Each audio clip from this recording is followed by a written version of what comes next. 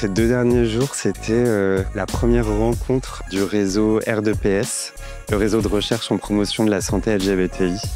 Et là, c'est la première fois qu'on se retrouvait avec les membres qui donc du coup sont des membres d'équipes de recherche de différents labos, mais aussi des personnes qui travaillent ou qui sont bénévoles dans des associations de santé communautaire LGBT. J'aime beaucoup le fait d'être ici avec un statut de salarié d'Asso, à la rencontre avec des personnes qui sont plus du domaine de la recherche, là où potentiellement je peux me sentir peu légitime. En fait, il n'est absolument pas question de légitimité, tout le monde est totalement sur un pied d'égalité. On est tous et toutes stimulés par les mêmes choses. Humainement, il y a vraiment quelque chose en commun qui est là. Donc ça fait un peu respirer, ça donne de l'énergie, ça donne de l'envie de continuer.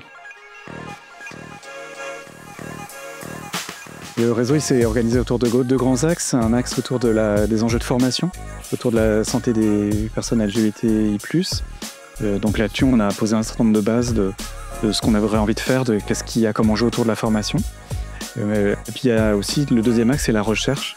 Là aussi, il y a eu tout un atelier sur la recherche et sur les projets de recherche qu'on pourrait essayer de construire de manière collaborative entre nous.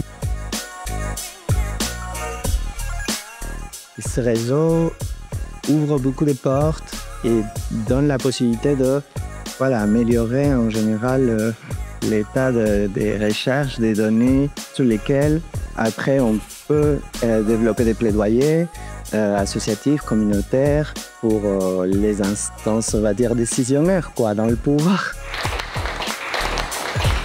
Ça m'a marqué beaucoup les échanges que j'ai eus autour de la santé des personnes intersexes, qui me motiverait beaucoup à travailler dans cette problématique de précarisation structurelle de l'état de santé des personnes intersexes. Notre association fait de la formation auprès des pros de santé. On fait de la formation en santé mentale sur l'accompagnement des personnes trans.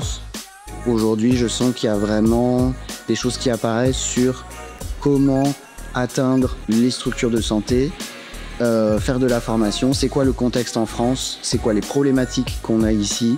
Un réseau comme celui-ci, c'est ce qui me stimule beaucoup aujourd'hui, c'est de me dire que ça peut être un levier puissant d'entrer dans les académies.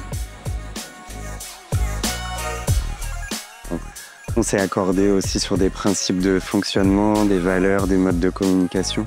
L'enjeu, ça va être de mettre ça en place pour que la dynamique là qu'on a créée ces 2 derniers jours, elle soit maintenue dans le temps. Et je me fais pas de doute que ça arrivera. Vivement la prochaine fois. Vivement la prochaine fois en 2026.